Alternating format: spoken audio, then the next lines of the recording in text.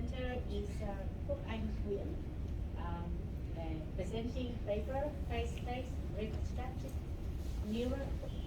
neural-ordinary differential equation model for stock price forecasting. So over to you. Okay, thank you for your presentation. So, as I've mentioned before, we are from the Department of Economics and Finance, the business school RMIT Vietnam. And we're here today to present about the topic, face-based reconstructed neural ODE model for stock price forecasting task. And here are the authors. I'm Nguyễn, but you can call me Andrew. I will be the corresponding and also the presenter of you today. So let's move on. So just to summarize, here in our research paper, we introduce a novel applications of neural ODE model, but specifically tailored for time series forecasting task instead of image classifications or computer visions. And also we discovered that neural ODE handled in continuous manner and also irregular time series sample more efficient in comparison to traditional baseline model. Then we integrate a technique called face-based reconstruction derived from the chaos theories of a physicist, Dr. Lawrence, back in the 1960s, in order to leverage the dimensional of the time series data, to transform it into a higher dimensional one in order to create more valuable patterns and see the underlying data pattern that could not be seen by traditional machine. Then, our research finding concluded that we improved the evaluation metrics in comparison to previous baseline in previous studies by nearly 70%. And also, with the incorporations of face-based reconstruction, as we have benchmarked before on the Lawrence and Mackey class dataset, the two symbolic dataset of the chaos theory, we concluded that the neural ODE applications could be more diverse on beyond finance. This is our table of content. Please just take a look. Moving on. So to introduce, as we've all known, machine learning-based model have a lot of applications in diverse spectrum of our life. We have a machine learning-based model for weather forecasting in many different nations, in with temperature forecasting annually, quarterly, monthly, etc. We also have machine learning-based model for computer vision related tasks like traffic tracking, traffic light control, pattern recognitions. And we also have more in the niche area like cancer prognosis and disease detections in the early stage. However, our research paper here focuses on what I would like to call algorithmic trading, or so-called algo trading, as we aim to construct a deep learning model that could by itself learn all the past sequences, and from that it could forecast into the future. Why did we choose the stock market? So basically, we choose the stock market because it's a clear symbol of chaos. The stock market, as you can see, is influenced by a lot of factors, from human psychology mainly, to GDP, macroeconomy, and also financial statement or governmental announcement. And all of them have no relationship to each other, which forms what I call non-linearity, because everything impacts the stock market and its price in a different way. And therefore, researchers before have come up with a lot of models from diverse sectors. For example, we have basic financial models derived from the equations and econometrics modeling. We also have the statistical models like ARIMA, or exponential smoothing, etc.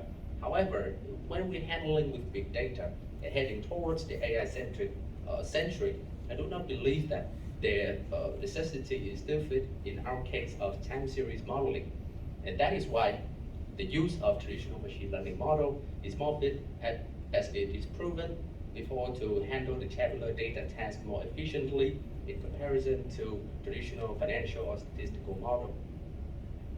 And therefore, in order to improve the forecasting accuracy and the analysis and precisions, we must incorporate deep learning algorithms. As you have seen in past models like CNN, RNN, long short-term memory, etc. Or recently we have diffusions and transformer for time series. Therefore, now this is our methodology. So we collect data from 3 different stock sectors with 6 stocks in total, and all of them spans with the same times and sourced from Yahoo Finance, spanning from July 28, 2003 to July 28, 2023, which is roughly about 20 years. And they encompass about 5,040 daily observations. We employ mean square error at loss with the mean absolute error and root mean square error as our core evaluation metrics. Here are the formula. As you can see, the purpose behind this is we want to benchmark the deviations between the predicted price and also the actual price. Let's see the absolute error and also the large error. But why did we choose 6 stocks from 3 pair of stocks from the 3 different categories? So as you can see, even though they are from the same S&P 500 index, the finance sector and the tech sector and the pharmaceutical sector move differently from each other. For example, in the finance sector, they are mainly influenced by micro economy and fiscal policies and other governmental news or financial news that just happen currently on the day. And then, but for technology and pharmaceutical stocks, you can see that they are mainly influenced by research, development, and innovations, which are all insider information. And this is particularly extremely hard to predict, as we could not know what technology a company is holding. For example, in the next hour, you could see a live stream of Apple saying that we're having a new technology, and their stock price just booming without any reason, just because they're having a new technology and invention. So particularly, I would conclude that technology and pharmaceutical is harder to predict in comparison to traditional finance stock. Moving on. So, as you can see here, as I've mentioned before, to break down the nonlinearity existed in stock data, we use what I call phase-by reconstruction technique that Dr. Lawrence and his team proposed back in the 1960s. The phase-by reconstruction is a technique that aims to detect the hidden underlying patterns in the data, or its so-called time delay embedding, as we aim to here transform the one-dimensional time series data into a 3-dimensional one, so that it could review more valuable patterns. And how did we do that? We do that by setting the time delay of 1 and an embedding dimension of 3 following the chaos theory and hyperparameter tuning, which will be mentioned later. And here, as I mentioned before, by setting the time delay of 1 and embedding dimension of 3, this means that each data point is transformed into a vector of 3 consecutive values. Then, the final results will enrich the data representations and also shows more valuable insights for the machine to learn from and to predict. Now, this is the architectures of our neural ODE model. The original neural ODE model was proposed back in the 2017 by a team at NeuroIPS. However, there are 4 image classification tasks. Here we adopted for the time series stock price forecasting specifically. So after the input has been pre-processed, cleaning and reconstructed into our wanted dimension, we then feed it to the neural ODE model. The neural ODE model has first the ODE function class. The data then meets the ODE function class and its linear transformation layer to transform it from the original phase-by to the 50-dimensional latent space to enhance feature extraction. And then the data is once again passed through a time activation in order to add necessary nonlinearity. Then the transform data is once again passed to another linear transformation layer to transform it back from the 50-dimensional latent space to the original space in order to ensure there is no mismatch between the original input and the output. Then the final data will meet the ODE solver. So the ODE solver here is the sources from the torch-deep ODE library, as we utilize it to solve the continuous time dynamic by iteratively calling the ODE functions from t equals 0 to t equals 1 as they have been normalized. And then, and by doing so, we're simulating the state evolutions of a system. Then the solved data is passed through another linear transformation layer in order to reduce the dimension and turn it back to the original latent space in order to ensure that we have map between the evoked state solutions and the predicted output, the prediction state, so that we have the forecasted outputs. And this is our full experimental process. So first we go from data importing. We import necessary libraries and data. Then all of them are immediately split into train set of 80% and test set of 20% to ensure there's no data leakage as seen regularly in machine learning tasks. And then the data underwent the min-max scaler in order to scale the value between 0 and 1 to ensure efficient training. Then it is once again reconstructed into a three-dimensional phase space. And all of them are transformed into Python tensor to fit into the neural ODE model with the architecture I've just mentioned. Here, we've also designed meticulously the training loop to ensure that there's no data leakage or overfitting to mitigate the overfitting problem. We train the import data under 100 epochs with optimize the zero crash and optimize the atom and mean square error at loss. Then we use backpropagations algorithm to calculate the gradient of each loss so that we can inform the model to adjust the weight accordingly in order to reduce the loss of the next training. And then the best model of each phase will be saved as a checkpoint. However, if you notice, I also use time series split to split the data into 5 partial equal parts of training and validation set to ensure that there's no data leakage again and reduce the probability of overfitting and also still respect the sequential nature of stock data. Then the final checkpoint data, the most optimal one, we underwent the model testing phase and benchmark under the evaluation metrics of mean absolute error and root mean square error. And after we have recorded all the scale results, we unscale them once again, and then they will analyze data visualizations in order to show the deviation between the predicted price and the actual price.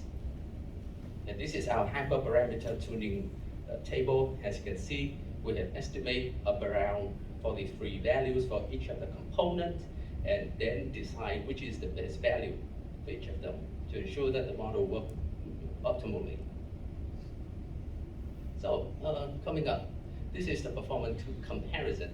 So as you can see, neural ODE achieved the lowest evaluation metrics across all of the stock sectors and the 6 stocks I've just mentioned. And following by that is the long short-term memory and the long short-term memory with a CNN extraction layer, however, which is pretty impressive. And as you all might have known, long short-term memory hold the state-of-the-art positions for a very long time before many researchers came up with other models. And at the bottom, we have the transformer and the conventional support vector regression model. And this is not surprising, as even though they could work well on NLP tasks, they are extremely inefficient and cost-consuming for time series data analysis. And then we have also have a great finding that match, which our first theoretical assumption is that the technology and the pharmaceutical are the 2 most challenging environments for the deep learning models. And this is our data visualizations part.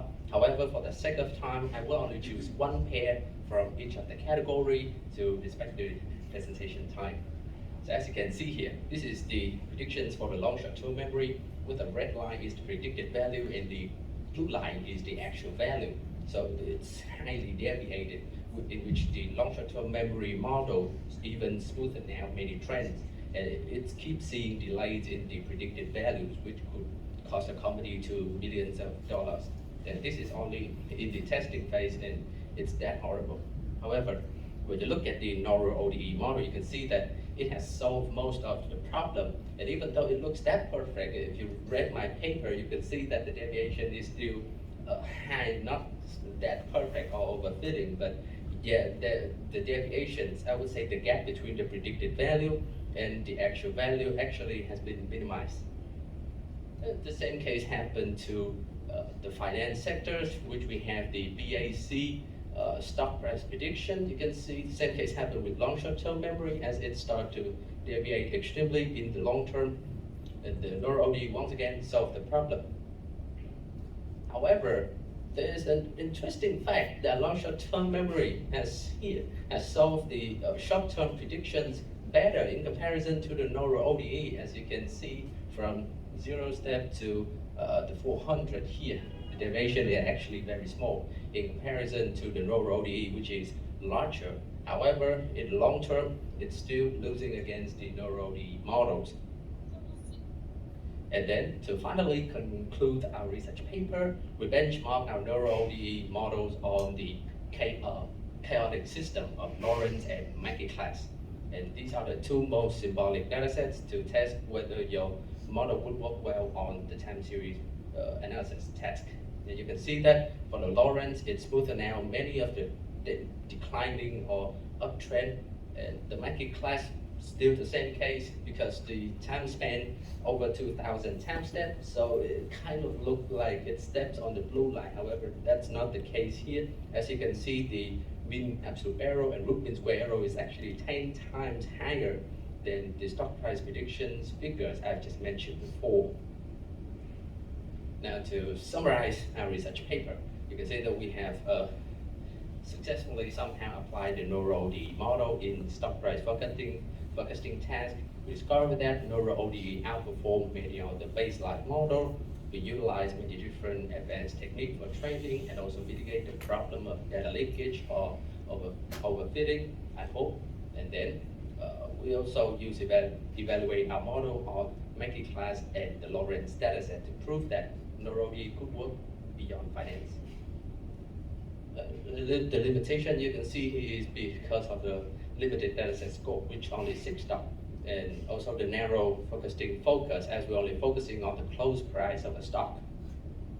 And this is our future visionary into the future. We tend to transform the time series into line graph. Instead of just considering time series as a sequential value, why not considering them as images? Which is great. We could use them for classification tasks, pattern recognition, and also add a sliding window to forecast into the future. And here's some of our model working out forecasting for PNG of Vietnam. It has predicted that to September the price will go up. It's actually going up. So, so thank you for your participation. We're from RMIT Vietnam, and thank you. If you want to keep contact with me, just scan the QR code. Thank you for listening. Thank you very much. Thank you. Thank you. And now I would like to open the floor for questions and answers. Questions from them? By waiting, maybe you share. I'm just very impressed with the ability to do the forecasting of stock market. So what would be the next step if a company would like to use it, or what would you plan in the future to make it introduce this to the market? Well, I think that it's a very good question, as this is not a problem, but the thing we're still dealing with, like how to actually deploy it into the real market, because many companies have done it before. We have our sponsor, NAMI Foundation. They actually built two bots that finish the futures and swap trading in the finance sectors. But for this case, we're focusing on the closing price, and I'm trying to use it to like predict the coin price. We have a platform called BitTensor, which recently been deployed, and you can use it to predict the coin price. And if you predict it correct, the system will reward you with some coins. So I believe that that could be the new way, the headway to start to do some research on how to apply neural ODE into it. But you can see neural ODE actually has some of the limitation is that it's not very cost effective. Sometimes if the tabular data is too large, it's very hard to control. So like from the Intel research group, they say that they don't need any deep learning model. They only use XGBoost for the data, and it actually works better. However, as researchers with a research mindset, we keep going, and even though it's not applicable yet, maybe in the future, the infrastructure and the technology would change for us what we're doing research here to adapt to it. So yeah, did that answer your question? Yeah, I'm also curious about how you would curate data from raw data. How do you acquire real-time data and then curate it and run pipelines so that you can do prediction in real time if we are not long time? Yeah, if you want to like use real-time data, like up to hour, up to daily or minutes, you can try BitTensor platform. They actually allow you to register as a member and test on it. And here we only do the traditional approach of splitting into 80 and 20. However, you never know if your model works if you do not deploy it into the real time. It's just like a benchmarking phase. Say, okay, we're good, but we don't know what will happen tomorrow. Yeah. Yeah. And one more things to notice is that this is only based on technical indicators, which are HLCV, the basic time series data of stocks, and you can actually add many other features into the data to make it more valuable. For example, we have in our department a group of researchers. They doing something like text mining. So they mine all the ESG report to get the keywords and use all the keywords as a feature, not only close and open, high, low. They use all the features and try to add it to it. Yeah, that's the end of my answer. I appreciate it because we spend a lot of time to get data and curate data for students to do assignments. I think this will be the next journey for you to the next update. Yeah, thank you for your questions. They're very informative. Thank you very much. All the best. No questions, and QUALIS is available here. And if you have questions, you can always reach out. Thank you very much. Again, QUALIS. Thank you, everyone.